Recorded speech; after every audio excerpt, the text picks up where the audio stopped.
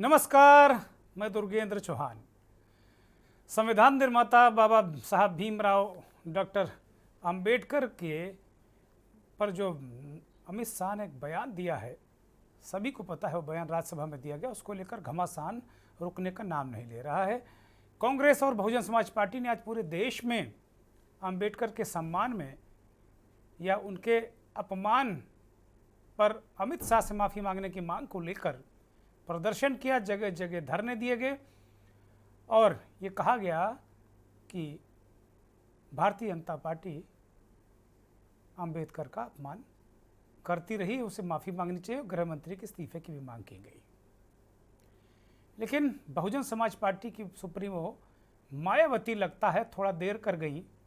आज उनकी पार्टी के लोग, ये मुद्दा कई दिनों से चल रहा है, हफ्ता भर से ज़्यादा समय हो गया, लेकिन उनकी पार्टी आज मैदान में आई और मायावती ने बीजेपी से ज़्यादा कांग्रेस पर हमला किया और कहा कि कांग्रेस पार्टी और बीजेपी दोनों एक ही थाली के चट्टे बट्टे हैं और कांग्रेस पार्टी को ज़्यादा कसूरवार मानती हैं बाबा साहब के अपमान के लिए।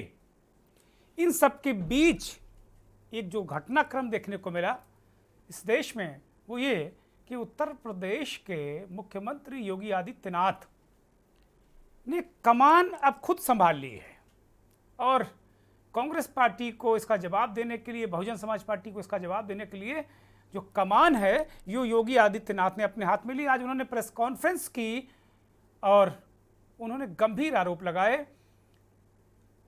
बिना नाम लिए आजम खां का उन्होंने कहा कि वो सुपर सीएम हुआ करते थे, समाजवादी पार्टी की सरकार में वो बाबा साहब का अक्सर अपमान करते थे। तो समाजवादी पार्टी को भी उन्होंने लपेटा और कहा कि कांग्रेस पार्टी ने तो बाबा साहब का हरदम विरोध किया, उनका हरदम अपमान किया है, उन्हें संसद में नहीं जाने दिया। तो एक तरीके से अगर देखा जाए तो शाह की ढाल महाराज बनते आज नजर आए हैं। हालांकि अन्य राज्यों के मुख्यमंत्रियों ने भी प्रेस कॉन्फ्रेंस की है, लेकिन योगी आदित्यनाथ का मोर्चा लेना अपने आप में राजनीतिक मायने उसके हैं और आज मंथन में इसी बात की चर्चा कि शाह की ढाल बने महाराज।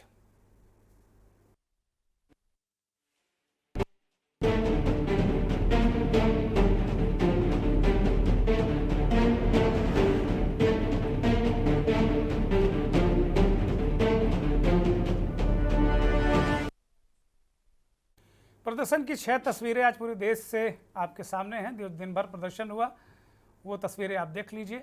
लखनऊ, आगरा, बांदा, रायबरेली, हरदोई, अलीगढ़ उत्तर प्रदेश की तस्वीरें हैं और बहुजन समाज पार्टी, कांग्रेस पार्टी के कार्यकर्ता प्रदर्शन करते हुए बाबा साहब के सम्मान में कहीं बसपा मैदान में, कहीं कांग्रेस मैदान में इस तरीके के नारे लगातार आपको दिखें और इसको लेकर भी अलग अलग तरीके से राजनीति होती रही। लेकिन कुल मिलाकर ऐसा लग रहा है कि भारतीय जनता पार्टी कहीं ना कहीं इस मामले में घिर गई है और इसीलिए आज उत्तर प्रदेश के मुख्यमंत्री योगी आदित्यनाथ ने मोर्चा लिया। इन तस्वीरों के बाद पहले वो अमित शाह का वो हम बयान दिखाएंगे आपको, उसके बाद उत्तर प्रदेश के मुख्यमंत्री योगी आदित्यनाथ ने क्या कहा वो सुनाएंगे, लेकिन पहले वो बयान जिसको लेकर वितंडावाद मचा हुआ है।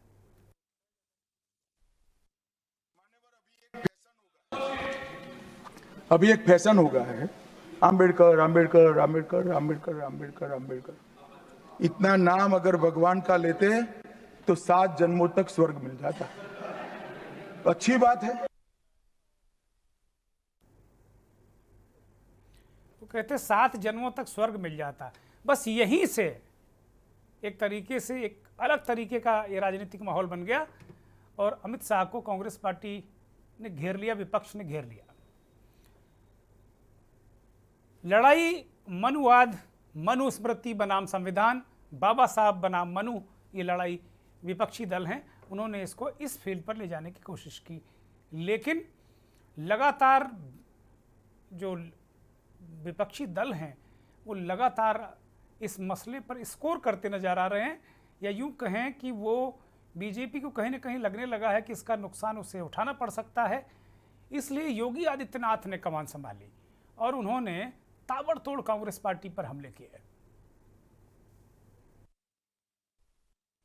की संसद में जब अनुसूचित जाति जनजाति के हितों के लिए या महिलाओं के कल्याण के लिए आने वाले बिल को जब से राहुल गांधी के द्वारा फाड़े जाते हैं, क्या यह आचरण संवैधानिक है? अपने इन असंवैधानिक कार्यों के लिए बाबा साहब भीमराव अंबेडकर का अपमान करने की कांग्रेस की फितरत, चाहे वह कांग्रेस के द्वारा या समाजवादी पार्टी के द्वारा, इन सभी को देश की जनता से माफी मांगनी चाहिए। देश की जनता इनके आचरणों से इन्हें कभी माफ नहीं करने वाली, क्योंकि आज इनका वास्तविक चरित्र सबके सामने आ चुका है और अपने किए पर पर्दा डालने के लिए ये वर्तमान में समाज में विद्वेष की खाई को और चौड़ा करना चाहते हैं, लेकिन यह इनके ये कृत्य कभी अब सफल नहीं होने वाले हैं। जनता इन्हें खारिज कर चुकी है, बार बार खारिज की है। 2014 में खारिज की, 2017 में खारिज की, 2019, 2022, 2024 और अभी हाल ही के चुनाव में भी खारिज की है, आगे भी खारिज करेगी। तो सवाल ये कि किसने पाप किया? योगी आदित्यनाथ ने कहा कि कांग्रेस ने पाप किया। कांग्रेस पार्टी कहती है कि बीजेपी ने बाबा साहब का पुतला, जो उसके मूल संगठन आरएसएस ने बाबा साहब का जीवित अवस्था में पुतला फूंक दिया था। कभी भी संविधान से सहमत था ही नहीं आरएसएस। तो इस तरीके की बातें, कसूरवार एक दूसरे को ठहराने की कोशिश, क्या इसके मूल में दलित वोट हैं? यह भारत का जो सामाजिक ताना बाना है, कोई भी राजनीतिक दल क्या बिना बाबा साहब के राजनीति नहीं कर सकता? और बीजेपी से कोई गलती हो गई है क्या, इसलिए वो गिर गया है?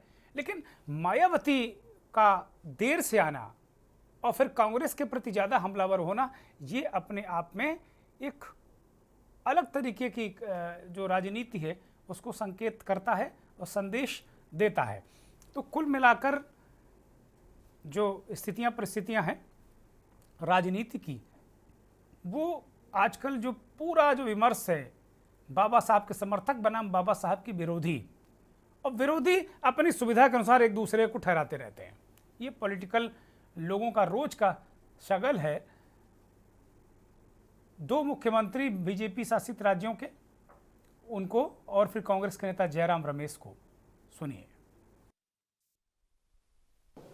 देश में विभाजनकारी राजनीति करने वाले लोग सुर्खियां बटोरने के लिए आदरणीय गृह मंत्री अमित शाह जी के संसद में दिए गए बयान के एक छोटे से हिस्से को तोड़ मरोड़ कर पेश कर रहे हैं और लगातार ये घृणित कार्य कांग्रेस पार्टी कर रही है और उन अंबेडकर जी के नाम पर कर रही है जिसने हमेशा डॉक्टर अंबेडकर जी का अपमान करने का काम किया। हमारे देश को संविधान देने वाले बाबा साहब का जीवन हमेशा समानता पर आधारित भारत के निर्माण को समर्पित था, लेकिन उनके जीवन काल में और उसके बाद भी कांग्रेस ने कभी उनका सम्मान नहीं किया। देखिए, कांग्रेस पार्टी ने पहले तो इस बात की माफी मांगनी चाहिए कि गृह मंत्री अमित शाह जी का जो पूरा बयान था उसको आधा काटकर उन्होंने उस पर राजनीति की, संसद का भी समय उसमें खराब किया। अब जनता में भी झूठी बातें लेकर वो जा रहे हैं। परिस्थिति ऐसी है कि संसद में भाषण के दरमियान आदरणीय प्रधानमंत्री मोदी जी ने जिस प्रकार से कांग्रेस को एक्सपोज किया, कैसे कांग्रेस ने और नेहरू जी, इंदिरा जी, राजीव जी से लेकर सोनिया जी तक, राहुल जी तक, कैसे लगातार कांग्रेस पार्टी ने और उसके नेताओं ने संविधान का अपमान किया, आरक्षण को नकारा, ये सारे एविडेंसेस उन्होंने देने के बाद एक प्रकार से कांग्रेस बौखलाई। जो अपमान किया गया था बाबा साहब अंबेडकर का, गृह मंत्री द्वारा 17 दिसंबर को उसको लेकर ये प्रेस कॉन्फ्रेंस हुए हैं और आज सारे जिले में बैठक हो रही है, मोर्चा निकाले जा रहे हैं और एक दस्तावेज तैयार किया जा रहा है राष्ट्रपति को सौंपने के लिए कि किस तरह बाबा साहब अंबेडकर का अपमान किया गया है और एक ही इसका हल है इस स्थिति का जो हम मांग कर रहे हैं। हमारे अध्यक्ष जी ने मांग की थी राज्यसभा के अंदर, फौरन गृह मंत्री को बर्खास्त करना चाहिए, इस्तीफा ले लेना चाहिए और गृह मंत्री को माफी मांगनी चाहिए। कांग्रेस इस बात का सवाल उठा रही है कि अगर प्रधानमंत्री नरेंद्र मोदी वास्तव में अंबेडकर का सम्मान करते हैं, बाबा साहब भीमराव अंबेडकर को वो मसीहा मानते हैं, तो गृह मंत्री को अब तक क्यों नहीं बर्खास्त किया और गृह मंत्री ने माफ़ी तक नहीं मांगी। तो बीजेपी क्या अड़ी हुई है या क्या बीजेपी के रणनीतिकार ये मानते हैं कि अगर अमित शाह ने माफ़ी मांग ली तो फिर ये आरोप बीजेपी पर चिपक जाएगा? और कांग्रेस क्या चाह रही है कि बाबा साहब के अपमान का जो आरोप है वो बीजेपी के माथे पर चिपके और कांग्रेस पार्टी उसके सहारे राजनीति करे? क्या इस तरह की राजनीतिक जो स्थितियों परिस्थिति बनी है, हम इसी पर आज चर्चा करेंगे। लेकिन एक राजनीतिक घटनाक्रम है या एक व्यवस्थागत चीज़ें हैं बीजेपी के अंदर की। योगी आदित्यनाथ अमित शाह की ढाल बनकर आए हैं और बहुत एक लंबी प्रेस कॉन्फ्रेंस आज उन्होंने की लखनऊ में और एक के बाद एक कांग्रेस और समाजवादी पार्टी को उन्होंने लपेटा और समेटा। इस पर आज हम चर्चा करेंगे। हमारे साथ मनीष शर्मा पॉलिटिकल एक्टिविस्ट के तौर पर जुड़े हैं, बहुत स्वागत मनीष।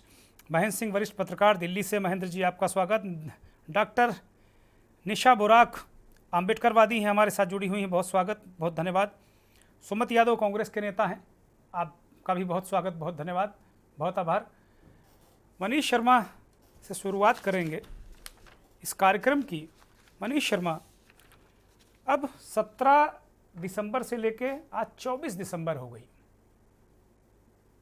एक तो मेरा पहला सवाल ये है कि क्या मायावती ने आते आते बहुत देर कर दी, क्योंकि और आई तो फिर वो कांग्रेस को ही ज़्यादा आड़े हाथ ले रही हैं।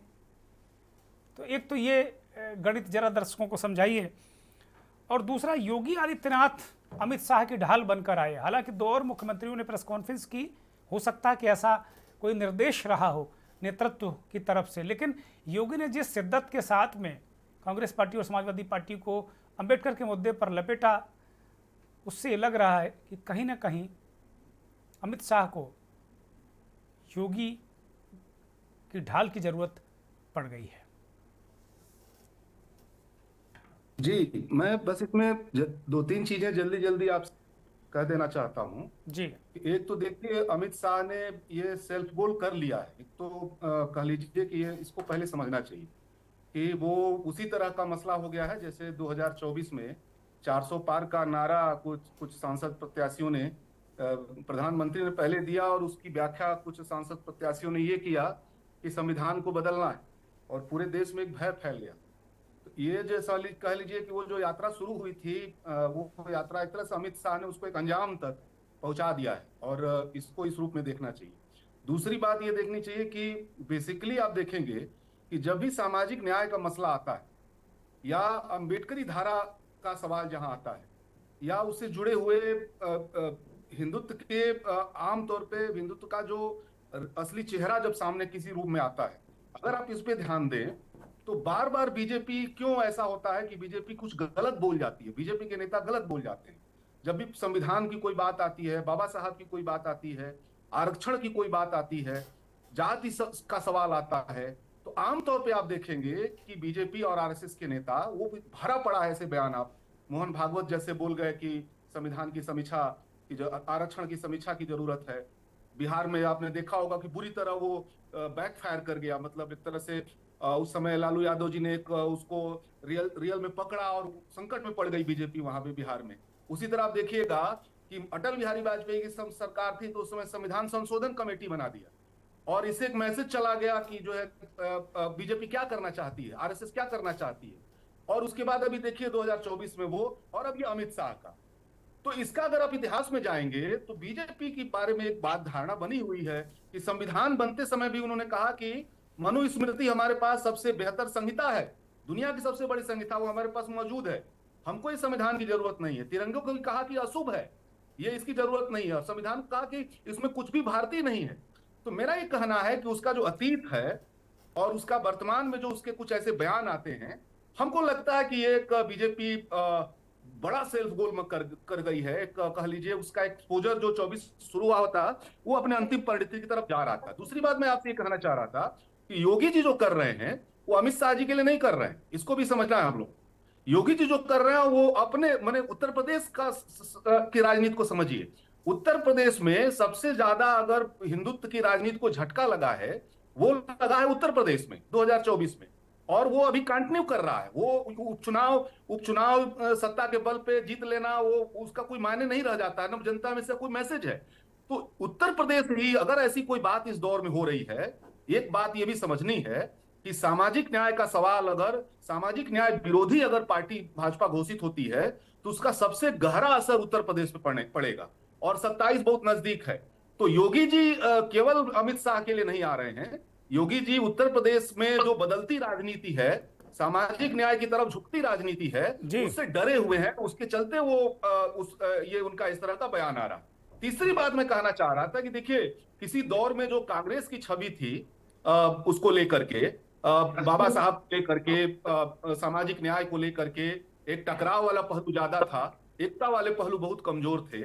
उस समय उनको जवाब देना, वो जैसे आप देखिएगा कि जो भी कांग्रेस की आलोचना करना चाहता है वो जा रहा है अतीत में, इतिहास के दौर में जा रहा है कि उन्होंने ऐसा किया, उन्होंने ऐसा किया। तो वो संघर्ष का ही प्रधान तत्व था उसमें बाबा साहब के साथ, लेकिन एकता वाले पहलू भी उनके साथ मौजूद थे।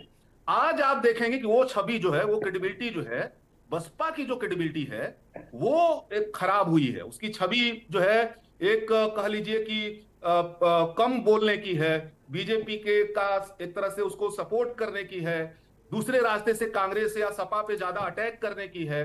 तो बसपा की जो आज छवि बनी है, किसी दौर में वही कांग्रेस की छवि थी, कांग्रेस की और ज्यादा खराब छवि थी। बसपा की छवि ये बनी है कि आज वो एक तरह से उनकी जो यात्रा अंबेडकरी धारा को आगे बढ़ाने की जो उनकी यात्रा थी वो उससे वो कहीं भटक रही हैं। और इसलिए आप देखेंगे कि बार बार ऐसे मसले पर वो थोड़ा देर से आती हैं या थोड़ा धीमे गति से आती हैं, या आती भी हैं तो बीजेपी और कांग्रेस दोनों को ठिकाने में लेती हैं। तो मेरा ये आपसे कहना है कि ये जो आज चल रहा है, कुल मिला के बीजेपी 2014 से पहले की दिशा में बढ़ रही है। 2014 के पहले बीजेपी की जो ब्राह्मण बनिया समाज की पार्टी की छवि थी वो बाद में बदली थी। मैं ये देख रहा हूं कि वो फिर से यू टर्न हो रही है बीजेपी। अमित शाह ने शायद उस रास्ते पर आगे बढ़ने के लिए उनका बयान हमको लगता है कि बीजेपी आरएसएस के लिए काफी है। ठीक बात है।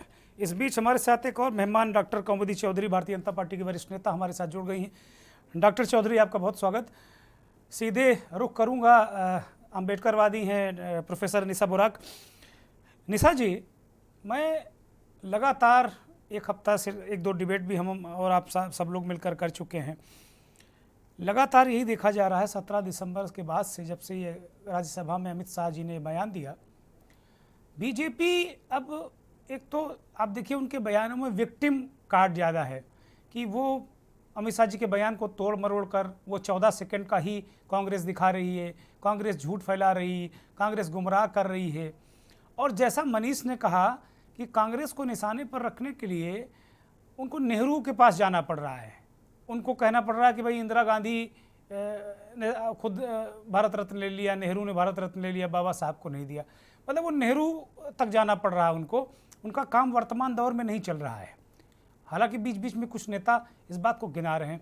और आज हमने देखा प्रदर्शन हुआ, बहुजन समाज पार्टी ने भी प्रदर्शन किया, कांग्रेस पार्टी ने पूरे देश में प्रदर्शन किया। 27 तारीख को फिर कांग्रेस का प्रदर्शन है। तो क्या आप ये देख पा रही हैं कि ये सारे राजनीतिक दल ये विरासत की लड़ाई में उलझे हैं, या इनको डर सता रहा है शोषित पीड़ित दलितों का, जो जिनके दम पर ये सत्ता में चमचमाती गाड़ियों से, लपलपाती बत्तियों से घूमते रहे हैं प्रोफेसर निशा बुराक? जी, जय भीम, जय भारत। जय भीम। देखिए, आज जो भारत की राजनीति है वो एक अजीब सी एक दिशा लेती चली जा रही है, एक अजीब मोड़ पे आके खड़ी हो गई है, जहां लगभग हर एक राजनीतिक पार्टी, हर एक सामाजिक पार्टी, हर एक वो व्यक्ति जो कहीं ना कहीं समाज के साथ जुड़ा हुआ है, वो शायद ये दर्शाने में, दिखाने में लगा हुआ है, जनसाधारण को ये विश्वास दिलाना चाहता है कि बाबा साहब डॉक्टर अंबेडकर का सबसे बड़ा अनुयायी कौन है, चाहे वो बीजेपी की पार्टी हो, चाहे वो कांग्रेस की अगर हम बात करें। और यही जो है वो बीएसपी की जो सुप्रीमो है मायावती जी, वो भी यही काम कर रही हैं। और छोटे मोटे जितने भी संगठन बने हुए हैं, जहां कहीं हम सभी यहाँ जो डिबेट में शामिल है, हम सभी इस बात के जो है वो गवाह हैं कि हमारे अपने अपने सिटीज में भी जो छोटे छोटे संगठन है, वहां पे भी इसका विरोध और इसका जो पक्ष है, वो दोनों ही तरह के लोग हमें जो है वो देखने के लिए मिल जाएंगे। और यहाँ साहब कांशीराम जी की एक जो बात है वो मैं पुनः स्मरण दिलाना चाहूंगी कि उन्होंने कहा था, जितनी जिसकी संख्या भारी उसकी उतनी हिस्सेदारी। और आज से पहले ये जो अमित शाह जी का बयान हुआ, विवादित बयान हुआ, इस एपिसोड से पहले जो विपक्षी दल था, कांग्रेस था, उसका सबसे बड़ा जो मुद्दा था वो मुद्दा यही था कि आप जनसंख्या की जाति आधारित गणना की जाए, ताकि जिसका जितनी मतलब जिसका प्रपोर्शन जितना है पॉपुलेशन में, उसको उसी हिसाब से हम रिजर्वेशन बढ़ाना है, घटाना है, या जो भी इस तरह का डिसीजन है वो डिसीजन लिया जा सके।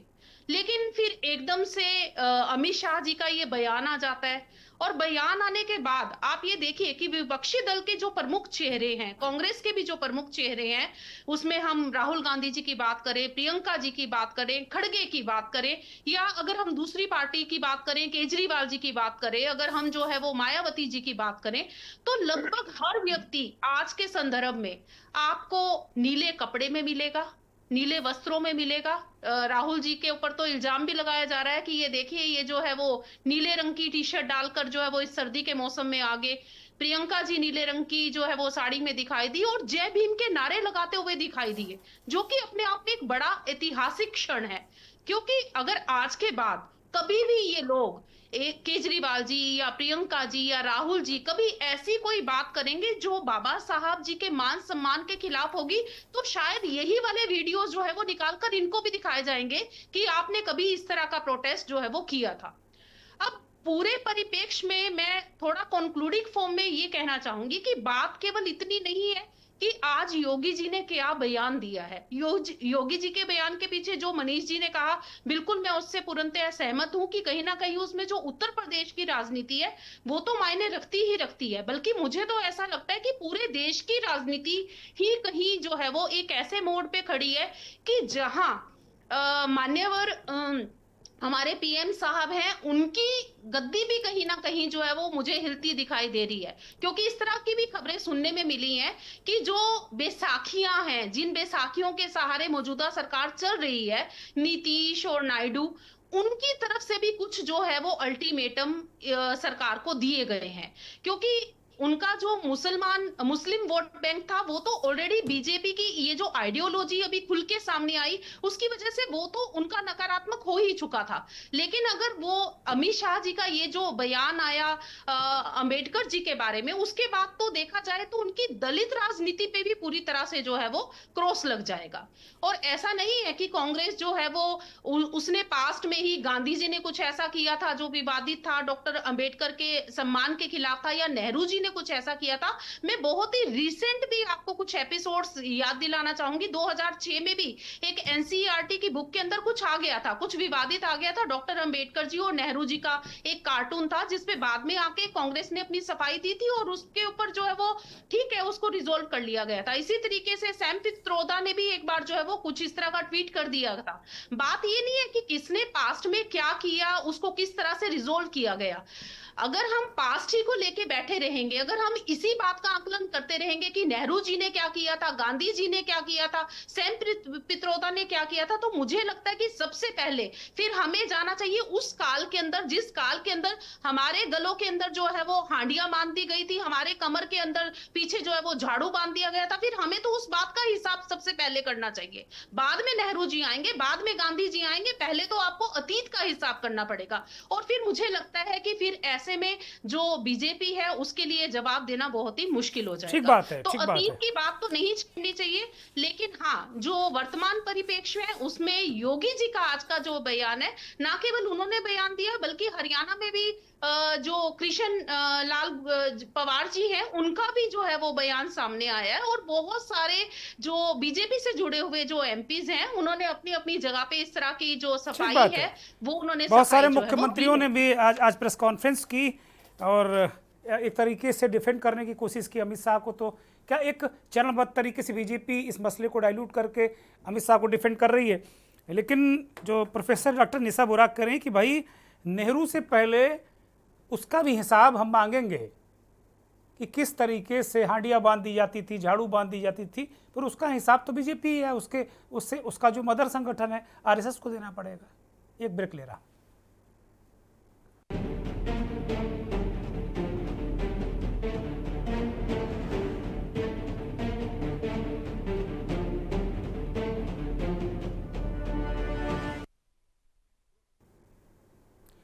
ब्रेक से लौट आए हैं। ब्रेक से पहले बहुत महत्वपूर्ण बात अंबेडकरवादी प्रोफेसर निशा बुराक ने कही। उन्होंने कहा कि वर्तमान जो राजनीति है अंबेडकर के मुद्दे को लेकर, उनके अपमान के मुद्दे को लेकर, बाबा साहब के अपमान का जो मुद्दा विपक्षी दल उठा रहे हैं और भारतीय जनता पार्टी को डिफेंड करना मुश्किल हो रहा है, राजनीतिक नई करवट ले रही है। वो कुछ संकेत और संदेशों को भी पढ़ पा रही हैं कि भारतीय जनता पार्टी की जो सरकार है वो भी मुश्किल में पड़ सकती है। ऐसी आशंका प्रोफेसर डॉक्टर निशा बुराक जता रही हैं। लेकिन कांग्रेस पार्टी पर भारतीय जनता पार्टी इस मसले को लेकर बार बार ये आरोप लगा रही है कि वो मुस्लिम परस्त राजनीति करती है, मुसलमानों के तुष्टीकरण के लिए वो भारतीय जनता पार्टी को डिफेम कर रही है अंबेडकर के आड़ लेकर। ये एक बहुत बड़ा सवाल है बीजेपी का कांग्रेस के लिए। हमारे साथ कांग्रेस नेता सुमति यादव जुड़े हुए हैं लगातार। सुमति यादव की तरफ रुख करेंगे। आप लोगों पर, कांग्रेस पार्टी पर सुमति जी, ये आरोप लगाया जा रहा है और भारतीय जनता पार्टी के लोग कह रहे हैं कि भाई आप मुस्लिम तुष्टीकरण का काम करते हैं, बांग्लादेशियों को आप शरण देते हैं, आप मुस्लिम तुष्टीकरण के कारण आप बीजेपी को निशाने पर रखते हैं, अंबेडकर जी का आप अपमान करें, मुस्लिम तुष्टीकरण आप करें, आप दलितों के बजाय, शोषित पीड़ित वर्ग के बजाय जिसकी हिमायत अंबेडकर साहब करते थे, बाबा साहब करते थे, उसकी बजाय आप मुसलमानों की ज़्यादा हिमायत करते हैं, उनकी रहनुमाई करते हैं, उनको लाभ पहुंचाते हैं। तो आप कहाँ अंबेडकरवादी हुए? आप कहाँ अंबेडकर साहब का सम्मान करते हैं? सुमति यादव। कांग्रेस शुरू से अंबेडकर जी का सम्मान करी है और अब भी कर रही है। आप ऐसे देखें कि जब संविधान बनाया जा रहा था तो जो ड्राफ्टिंग कमेटी थी उसका हेड जो है किसने बनाया? कांग्रेस ने बनाया। क्या कांग्रेस के पास लोग नहीं थे? लेकिन नहीं, कांग्रेस के लोगों ने सोचा जो है कि यदि हमें कोई एक व्यक्ति है हमारे पास जो सबका ध्यान रख सकता है, वो बाबा साहब अम्बेडकर जी हैं, तो उनको ड्राफ्ट कमेटी का चेयरमैन बना दिया। बीजेपी की तो शुरू से ये फितरत रही है कि अम्बेडकर जी का अपमान करते रहें। 1949 में इनके संगठन ने बाबा साहब की सब यात्रा निकाली थी और ये कहा था कि संविधान में तो कुछ है ही नहीं भारतीय, ये तो विदेशी है, तो वहीं से इन्होंने विरोध किया था। फिर आप आगे आइए तो इनके एक बहुत बड़े कद्दावर नेता रहे अरुण शौरी जी। अरुण शौरी जी ने अपनी किताब में जाने क्या क्या आरोप लगा दिए। यहाँ तक कह दिया है अरुण शौरी जी ने तो कि ये तो सत्ता के भूखे हैं, ये तो अंग्रेजों के क्या नाम पिट्ठू थे जो है। तो बहुत सारी अरे भाई, अरुण शौरी को किनारे लगाना पड़ा ना। बाबा साहब की ये ताकत है, अंबेडकर वादियों की ताकत है कि अरुण शौरी को भारतीय जनता पार्टी को बर्फ में लगाना पड़ा, नहीं वरना अरुण शौरी मंत्री होते। क्यों 2014 के बाद अरुण शौरी कहाँ है, कहाँ नजर आए? आपकी बात से हम सहमत हो जाएंगे। यदि इतनी ताकतवर है बीजेपी तो अमित शाह जी का कल रिजाइन करवा दे, हम मान जाएंगे कि चलो चलिए आप कह रहे हैं, आपकी बात सही है। बीजेपी में इस समय जो है हम बड़े या हम बड़े की प्रतिस्पर्धा चल रही है, वो बहुत भयंकर स्तर पर चल रही है। आप ऐसे देखिए, इनका जो मुद्दा था राम मंदिर वाला, वो मुद्दा चलते चलते जो है पूरे देश में चलता रहा, लेकिन अयोध्या में आके ही हाँफ गया, अयोध्या की सीट ये हार गए। तो अब बाबा जी को ये लग रहा है कि हम क्या करें। तो पहले तो बाबा जी चले गए वहां मस्जिद खुदवाने, अब बाबा जी इधर हिंदू मुस्लिम कर रहे हैं, लेकिन उधर देखिए आप जो है देश के प्रधानमंत्री चले गए कुवैत, वो वहां गले लगा रहे हैं उस वर्ग को जो है जिसके खिलाफ बाबा जी यहाँ जहर बो रहे हैं, उसको वो वहां गले लगा रहे हैं। और दूसरी, अब बाबा जी को ये लगा कि संघ प्रमुख क्या कह रहे हैं ये हमारे पक्ष में नहीं जा रहा, तो बाबा जी को अब ये लग गया कि भाई अब हम क्यों ना इनके साथ है, इनके साथ ही सम्मिलित हो लें। तो बाबा जी तो अब जो है दो नावों की सवारी करना चाह रहे हैं। बाबा जी उधर भी रहना चाह रहे हैं और बाबा जी अमित शाह जी के भी साथ रहना चाह रहे हैं। तो बाबा जी का तो आप ऐसे मान लीजिए, पता नहीं इनकी क्या विचारधारा है। जिस मठ से आते हैं वो मठ कभी भी समाज में नफरत फैलाने के पक्ष में नहीं रहा। गुरु गोरखनाथ का समाज में इतना सम्मान है कि बाबा जी तो क्या कहना चाहिए, उसके रत्ती पर बराबर नहीं है कहीं बाबा जी का। वो जो जितना समाज को जोड़ने की बात करते थे बाबा जी उतना तोड़ने की बात कर रहे हैं। तो बाबा जी को कितना सीरियसली लिया जाए ये तो आप खुद अपने आप से पूछ लें। नहीं, उत्तर प्रदेश के मुख्यमंत्री क्यों नहीं सीरियस लेंगे भाई? एक तो बड़ी पार्टी के बड़े नेता हैं, सीरियस क्यों नहीं लेंगे? लेकिन आज के सम्मानित नेता हैं, संत हैं, महंत हैं, वो कह रहे हैं कि भाई सबसे ज्यादा अंबेडकर जी का सम्मान भारतीय जनता पार्टी ने किया, अंबेडकर स्मारक बनवाया, पंच तीर्थों की स्थापना की, बाबा साहब ने तो बताया है। अब आपको अपने मुताबिक अगर लगता है कोई चीज सुटेबल तो आप अपने हिसाब से फिट कर लेते हो। देखिए, संघ प्रमुख का बयान आ रहा है कि हर मंदिर में हर मस्जिद में मंदिर न ढूंढा जाए, हर मस्जिद के नीचे जो है मूर्ति न ढूंढी जाए। कौन उसकी फिक्र कर रहा है? वो कौन उसकी फिक्र कर रहा है?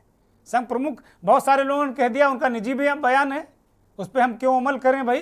खैर, मैं विषयांतर नहीं करूंगा, मैं आज अंबेडकर जी पर रहूंगा। महेंद्र सिंह की तरफ रुख कर रहा हूं, फिर अभी भारतीय जनता पार्टी के नेता हैं, बहुत सारे जवाब उनसे लेने हैं।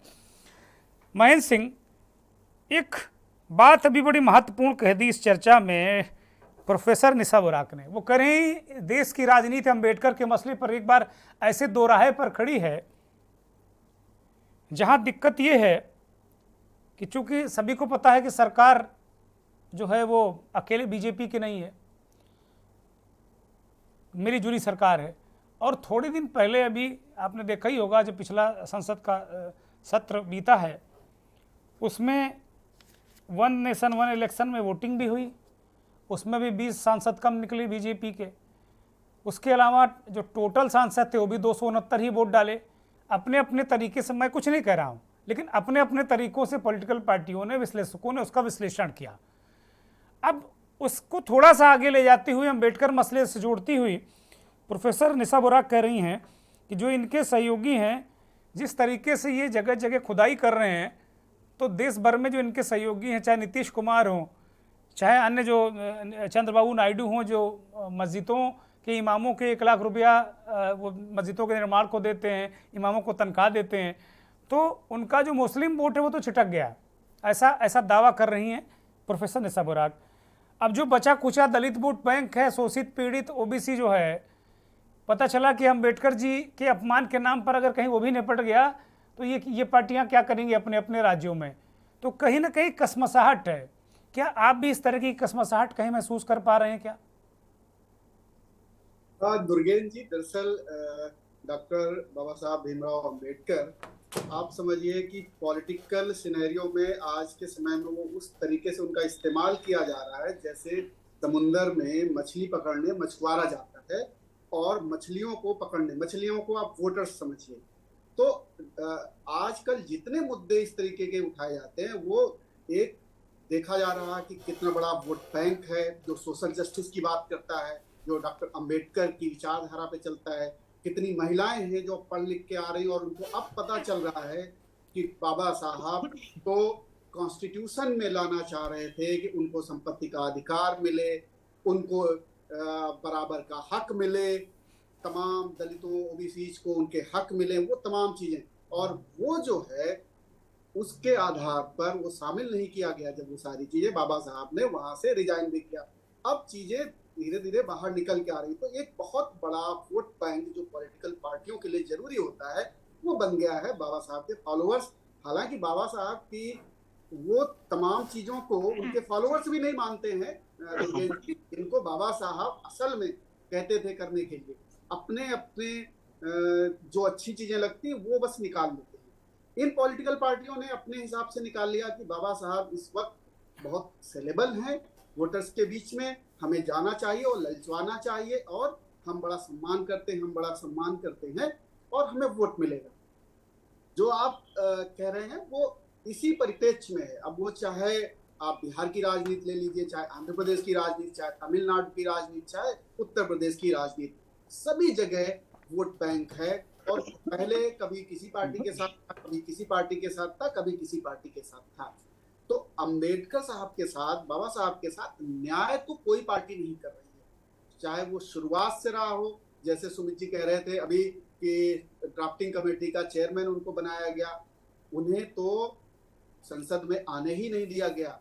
वो तो आए ही मुस्लिम लीग के कोटे से आए थे, बंगाल से, और बंगाल में जहां से वो चुनाव जीते वो ईस्ट बंगाल यानी वो पाकिस्तान का हिस्सा हो गया, वो पाकिस्तान की कॉन्स्टिट्यूशन असेंबली के हिस्सा बन गए। फिर रिजाइन किया, फिर उसके बाद से दोबारा जब उन्होंने धमकी दी कि हम संविधान नहीं मानेंगे, तब उनको फिर कांग्रेस में गांधी जी के कहने पे एक दलित नेता का रिजाइन करवा के फिर उनको लाया गया। और इस तरीके से तो बहुत कुछ है जहां पर, और वैसे ही हिंदू कोड बिल और तमाम चीजों पे हिंदू महासभा ने उनके पुतले फूके, अखिल भारतीय राम राज्य पार्टी, वो सब लोगों ने, जनसंघ ने, ये सारी पार्टियों ने, यानी कि उनकी ना कोई विचारधारा मान रहा था, ना ही उनको कोई यहाँ संसद में देखना चाह रहा था। वो चुनाव हारे मुंबई में, तो कोई भी चाह ही नहीं रहा था, क्योंकि वो क्रांतिकारी विचार थे उनके। वो बात करते थे कि इक्वलिटी हो, सोशल जस्टिस हो, न्याय मिले सबको, महिलाओं को, दलितों को।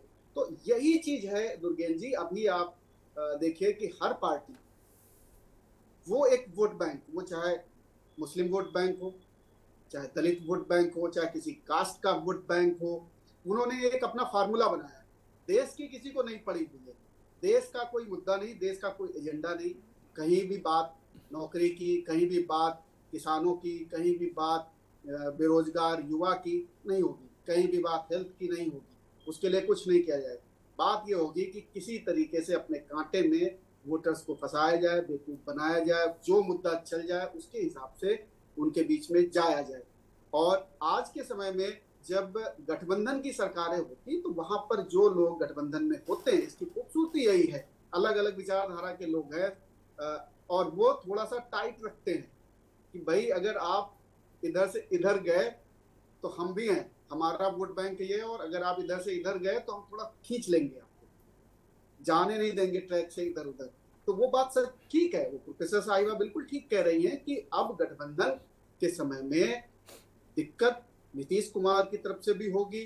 अगर ये ज्यादा इधर उधर करेंगे तो वहां भी मामला बिगड़ सकता है, उधर चंद्रबाबू नायडू की तरफ भी बिगड़ सकता है, जहां पर वो मौलवियों को सैलरी दे रहे हैं, आरक्षण की बात हो रही है, वो तमाम चीजें हैं। तो अब ये गलती एक कर गए हैं, उसकी माफी नहीं मांग रहे हैं, वो अलग बात है, लेकिन एहसास तो उनको है। पहली बार बैकफुट में है बीजेपी, और पहली बार अमित शाह जी ने किसी मुद्दे पे आके प्रेस कॉन्फ्रेंस करके अपनी पूरी बात को दोबारा से समझाया कि हमारा ये कोई मंतव्य नहीं था और मेरा कहने का मतलब ये था। लेकिन यही है कि जो जुबान से एक बार निकल गया, हम मान लेते हैं, बेनिफिट ऑफ डाउट देना चाहिए, मान लेते हैं कि उनके मन में ऐसा कुछ नहीं रहा होगा, वो शायद कांग्रेस को कटघरे में खड़ा करना चाह रहे होंगे कि आपने अभी तक 75 सालों में जो अंबेडकर साहब के लिए करना चाहिए था, जो सम्मान देना चाहिए था, या जो उनकी विचारधारा थी, जैसे उनकी विचारधारा सोशलिस्ट थी। अब पूंजीवादी व्यवस्था, बहुत बड़े अर्थशास्त्री भी थे, वो बहुत लोग कम जानते हैं, डबल डॉक्टरेट उन्होंने इकोनॉमिक्स में किया हुआ। तो वो उनकी विचारधारा थी कि इकोनॉमी सोशलिस्ट तरीके से हो, स्टेट उस चीजों को, सोशलिज्म को आगे लाए, पूंजीवाद में न्याय नहीं हो पाएगा, खासतौर पर दलितों, वंचितों, इन सब लोगों के साथ में। तो ओपन इकोनॉमी कौन लाया? कांग्रेस की पॉलिसी थी। तो उनकी विचारधारा पे कोई पार्टी नहीं चलती। वहीं बीजेपी आई तो उन्होंने और ज्यादा दरवाजे खोले। आज जो छोटे छोटे उद्योग धंधे हैं वो बर्बाद है, वहाँ की कोई पूछ नहीं है। अडानी अंबानी के नाम लिए जा रहे हैं। तो अडानी अंबानी इतने पावरफुल बनाने में कांग्रेस का भी उतना बड़ा हाथ है, उतना ही बीजेपी का हाथ है। जिसकी भी सत्ता आई, तमाम पूंजीवादियों को एकजुट, मतलब पूंजी एक उन्हीं की तरफ गई। पूंजी का जो फैलाव होना चाहिए था तो तमाम में, वो उसके बजाय वो एक केंद्रीकृत हो गई और आज वो बड़े ताकतवर हो गए। अब आज आपको लग रहा है कि अडानी को सारे पोर्ट्स मिल रहे हैं, अडानी को ये मिल रहा, वो मिल रहा। तो ये बेसिक बात यही है, अंबेडकर साहब की विचारधारा को कोई पार्टी मानती नहीं है। सिर्फ और सिर्फ उनका इस्तेमाल किया जा रहा है कि किसी तरीके से वो जो एक बहुत बड़ा वोट बैंक है, जो उनको मानता है, जो आज के समय में पढ़ा लिखा है, समझ रहा है कि अंबेडकर साहब उस वक्त कितना मॉडर्न थे, कितना फॉरवर्ड थे, कितनी अच्छी सोच थी उनकी। वो अब वो जो वोट बैंक बना है उसको ये लोग मछली के चारे की तरीके से फंसाना चाह रहे हैं अपने जाल में, और जो फंस जाएगा तो इनके बल्ले बल्ले हो जाएंगे, संसद में चले जाएंगे, विधानसभा में चुन के चले जाएंगे और उनके मुद्दों को भूल जाएंगे। Thank you. कहाँ पे गरीबों को। थैंक यू महेंद्र सिंह, बने रहिए आप। डॉक्टर कौमुदी चौधरी भारतीय जनता पार्टी के वरिष्ठ नेता हमारे साथ जुड़ी हुई हैं। डॉक्टर चौधरी, महेंद्र सिंह ने कहा कि भाई जाल निकल, जो पॉलिटिकल बहेलियां हैं, ये मछुआरे हैं, वो निकले हुए हैं। ये किसी एक पार्टी पर उनका तंज या आरोप नहीं है। वो कह रहे हैं सब निकले हैं, बहेलिए हैं, ये मछुआरे हैं, ये डाल रहे भाई जाल में जो फंस जाए, जाल में जो फंस जाए वो वोटर है, उसको फंसा रहे हैं कि बाबा साहब के हमें हितैषी, बारी पे बारी, वार पलटवार, पुरानी किताबें निकाली जा रही हैं। सौरी ने क्या लिखा था वो भी आ गया, नेहरू जी, गांधी जी। अब अभी प्रोफेसर निशा बुराक ने कहा कि अगर नेहरू तक ज़्यादा जाएंगे तो उससे पीछे हम चले जाएंगे, फिर उसका हिसाब भी संघ और बीजेपी को ही देना पड़ेगा। तो ये तो मामला बहुत टेढ़ा हो गया। कैसे निपटेगी आपकी पार्टी, कैसे उभरेगी इस संकट से? सबसे पहले तो क्षमा चाहूंगी कि मैं देर से जुड़ी। दुर्गेंद्र चौहान जी, आपको मेरा सादर नमस्कार। एवं मेरे समस्त डिबेट में जुड़े साथियों को भी मेरा सादर नमस्कार। आप सभी के विचारों का मैं बहुत सम्मान करती हूँ। प्रत्येक व्यक्ति के विचार हैं, आप सभी ने रखे और अब मेरे को जवाब देना है। तो मैं सबसे पहले कहना चाहूंगी कि अमित शाह जी के बयान को जो तोड़ मरोड़ के हम नहीं पेश कर रहे हैं, अन्य पार्टियां उसको पेश कर रही। हम किसी भी प्रकार से वोट बैंक को उनको ललचाने की, लड़साने की, लुभाने का प्रयास हम नहीं कर रहे हैं। आप अगर तथ्यों की बात करेंगे तो 2014 से लेकर 2019 में जो हमारा वोट प्रतिशत है दलितों और वंचितों का, वो बढ़ा है। आप जाके चेक करिए। अन्य बात में अगर आपको कहूं कि किसी भी प्रकार से भाजपा ये ढिंडोरा नहीं पीट रही है कि हम सम्मान करते हैं, हम सम्मान करते हैं। जो प्रतीकात्मक कार्य किए जा रहे हैं वो कांग्रेस के द्वारा किए जा रहे हैं। भीम, जो हमारे भीम पार्ट, हमारा जो रंग है नीला बसपा का, उसको पहन करके वो सामने आ रहे हैं। हमारे बाबा साहेब हमारे लोगों के लिए, भाजपा के लिए सदैव पूजनीय है और रहेंगे। मैं सबसे पहले एक कार्यकर्ता हूं। हमारी पार्टी विश्व की सबसे बड़ी पार्टी है, राजनीतिक संगठन है। यहाँ प्रत्येक पदाधिकारी, नेता, मंत्री, कोई भी, हम सबसे पहले कार्यकर्ता हैं। और आपको मैं एक बात आज बताना चाहती हूँ कि ये जो पार्टी का ये संगठन है ना, इसमें 6 मूलभूत हमारे आधारभूत कार्यक्रम हैं जो हम मनाते हैं। 6 अप्रैल होता है हमारी भारतीय जनता पार्टी का स्थापना दिवस। 14 अप्रैल होता है हमारे बाबा साहेब भीमराव अंबेडकर जी की जन्म जयंती, जिसको प्रत्येक कार्यकर्ता बूथ स्तर पे जाकर के पुष्पांजलि करता है और बूथ स्तर के लोगों में, वहां के वोट बैंक में, मानते हो ना आप लोग, वोट बैंक का जो इस्तेमाल किया जा रहा है वो मैं कह रही हूँ, वहां की जनता में जागरूकता पैदा करता है कि 14 अप्रैल को हमारे बाबा साहेब भीमराव अंबेडकर का जन्म हुआ था, हमें उनका सम्मान करना है। बाबा साहेब भीमराव अंबेडकर अमर रहे के नारे को हम लोग हमें सदैव उजागर करते हैं। आप लोग कह रहे हैं कि हम इतिहास में जा रहे हैं, मैं इतिहास में नहीं जा रही हूँ, मैं वर्तमान की बात करती हूँ। जैसा कि आज आपने कहा, योगी आदित्यनाथ जी ने जो बयान दिए, उन्होंने तथ्यों की बात करी। वर्तमान में आप देखेंगे तो जो हमारे यहाँ दिल्ली में इंटरनेशनल अंबेडकर सेंटर, जिसका निर्माण हमारे माननीय प्रधानमंत्री मोदी जी ने करवाया, उसकी नींव रखी थी स्वर्गीय मुख्य प्रधानमंत्री चंद्रशेखर जी ने, लेकिन हमने निर्माण कार्य करवाया। हमने इंग्लैंड में जहाँ हमारे बाबा साहेब भीमराव अंबेडकर जी ने उच्च शिक्षा प्राप्त करी, वहां स्मारक बनवाया। आप तो पहली नेता हैं, माफ कीजिएगा मैं रोक रहा हूँ आपको 2 मिनट के लिए, बस केवल 40 सेकंड के लिए। आप तो पहली नेता हैं जिन्होंने कहा कि चंद्रशेखर जी ने उसकी नींव डाली थी। बीजेपी का कोई नेता इस बात को नहीं कहता, छोटे से बड़ा तक। मैं आपको नमन करता हूं, प्रणाम करता हूं। बोलिए, कंटिन्यू करिए। बात नहीं है ये, आप सुनना ही नहीं चाहते हैं। कोई सुनेगा तभी तो। भाजपा का बोलिए ना, अरे हम तो पूरा मौका दे रहे हैं बहन, आप बोलिए ना। मैंने तो करेक्ट किया कि मैं आपको प्रणाम करना चाह रहा हूँ। कोई भी ये कहीं नहीं रहा कि चंद्रशेखर ने, वो कह रहे हमने बनवाया हमने बनवाया। हम चंद्रशेखर तो चले गए, पता नहीं कहाँ गए। हमने निर्माण करवाया, उसके लिए हम उनका आभार व्यक्त कर रहे हैं हमारे मोदी जी का, क्योंकि वो कभी भी, आप बताइए एक बात, अभी हमारे वरिष्ठ जो हैं महेंद्र सिंह जी ने कही कि बड़े बड़े लोग जो हैं पूंजीपति बढ़ते जा रहे हैं, और कोई भी जो छोटे छोटे कारीगर है उनकी बात नहीं करता। वोकल फॉर लोकल कौन कहता है? भाजपा ही तो कहती है। मैं स्वयं जितना भी मैं प्रयास करती हूँ, मैं एक कार्यकर्ता के रूप में जो छोटे छोटे हमारे कारीगर हैं उनके पास जाके उनके सामान खरीद के, उनके साथ फोटो खिंचवा के, सोशल मीडिया पे शेयर करके उनका सम्मान बढ़ाते हैं, लोगों में उनको पॉपुलर करते हैं। कौन करता है? भाजपा करती है, प्रत्येक कार्य को सोशल मीडिया पे डालने का, क्योंकि हम काम करते हैं, हम दिखावा नहीं करते हैं। आज कांग्रेस कह रही है अम्बेडकर सम्मान सप्ताह मनाएंगे। आज याद आ रहा है क्या अम्बेडकर सम्मान सप्ताह? हम तो कब से मना रहे हैं, और हम क्यों ना मनाएं, क्योंकि वो तो हमारे हैं, वो सबके हैं। वो किसी एक दल के नहीं है, वो किसी एक जाति वर्ग के नहीं है, वो सभी के हैं। हमारे लिए वो पूजनीय है, सदैव रहेंगे, और हमने इस बात से कभी नहीं नकारा। और मेरी जो बहन है बहुत ही वो ज्ञानी है, मैंने उनकी बातें सुनी और बहुत अच्छे से उन्होंने बोला। पर मैं इतना बताना चाहूंगी कि बहन, हम नहीं इतिहास में जा रहे हैं, इतिहास को भी यही लोग खंगाल रहे हैं, ढिंडोरा भी यही लोग पीट रहे हैं, अन्य दल के यही लोग प्रोटेस्ट में उतर रहे हैं, क्योंकि इनके पास ना कुछ बोलने को है ना करने को है।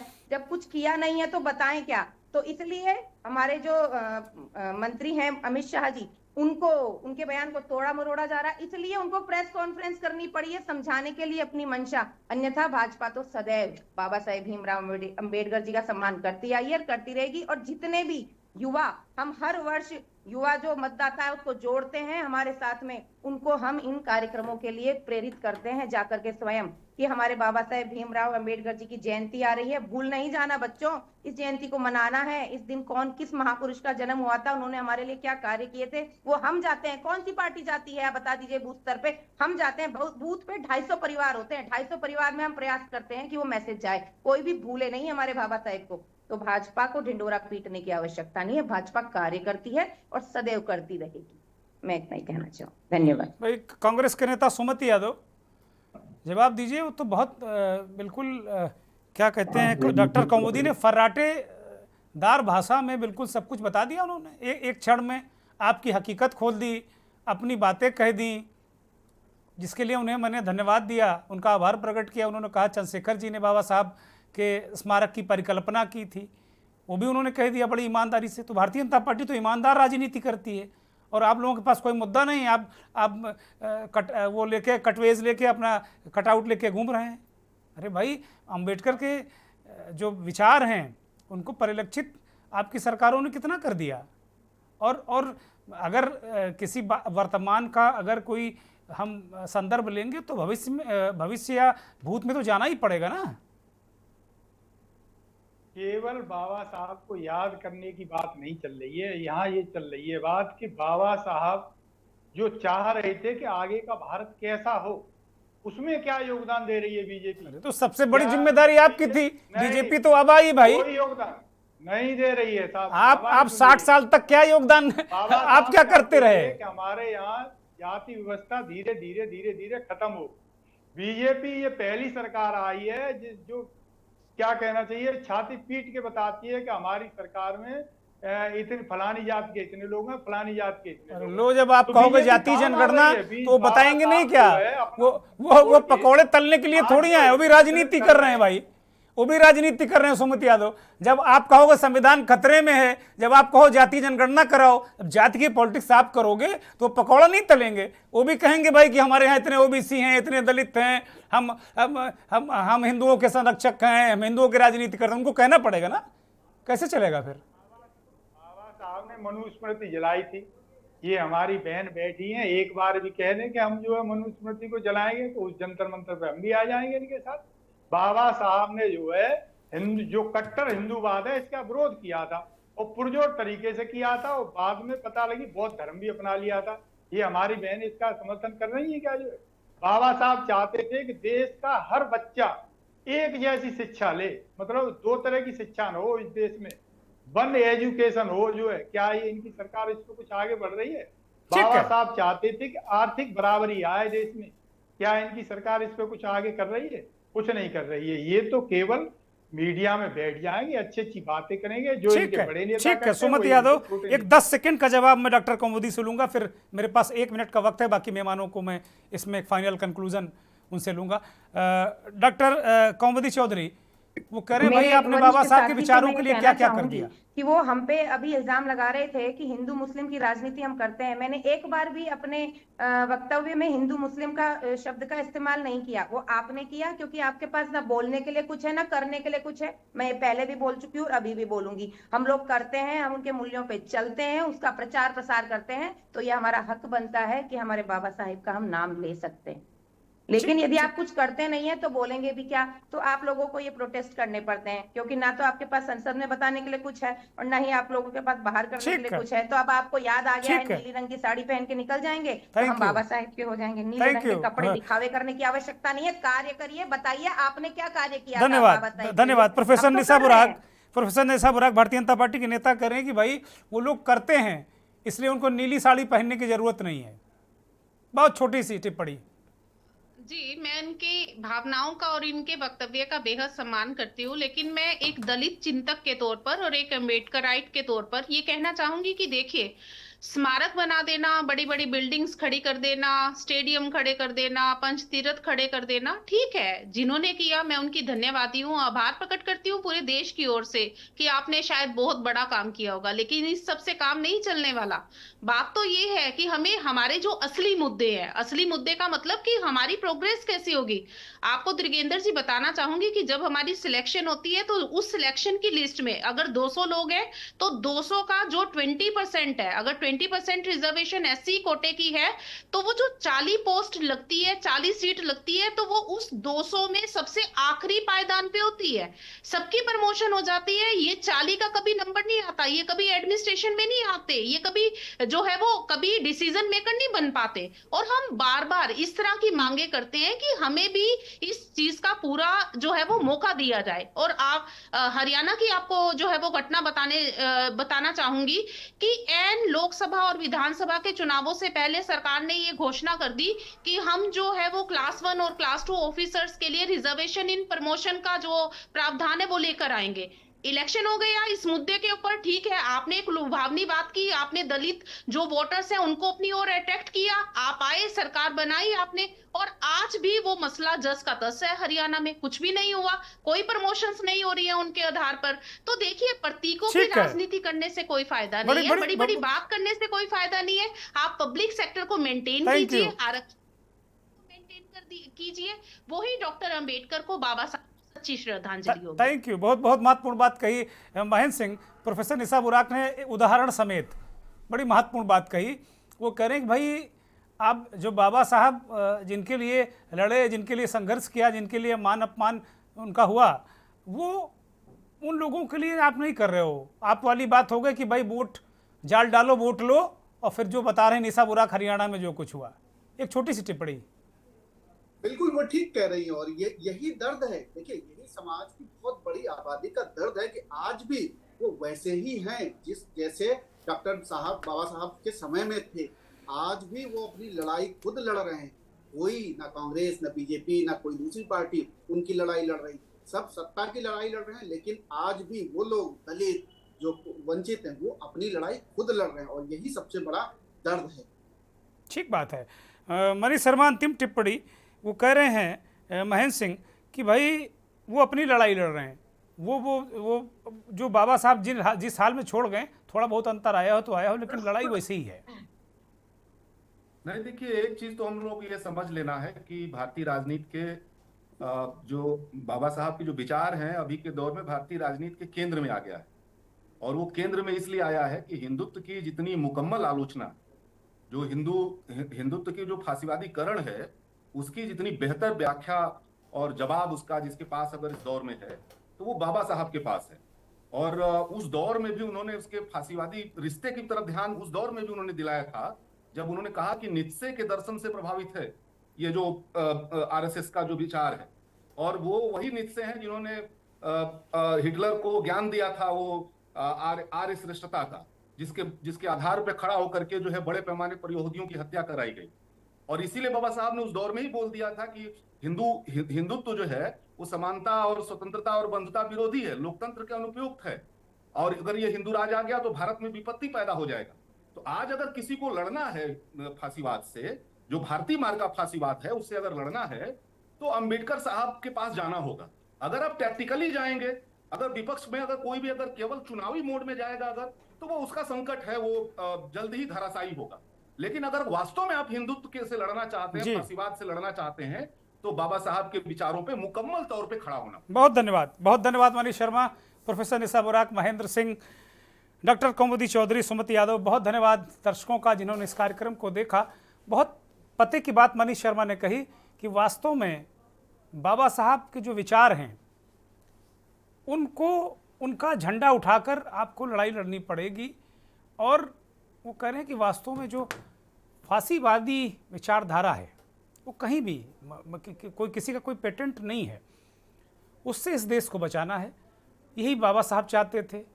तो कुल मिलाकर जो पॉलिटिकल पार्टियां हैं, भले ही वो शॉर्ट टर्म गेन के लिए कोई हरकत अगर कर रही होंगी तो वो जल्दी धराशायी हो जाएंगी, और अगर वास्तव में वो बाबा साहब के विचारों को पकड़ कर आगे चलेंगी तो निश्चित तौर पर वो भी जो पॉलिटिकल फ़ायदा वो चाहती हैं वो तो उन्हें मिलेगा ही मिलेगा, लेकिन कम से कम वो उनकी एक साख बनेगी और ये कहा जाएगा कि वास्तव में बाबा साहब के अनुयायी हैं। नमस्कार।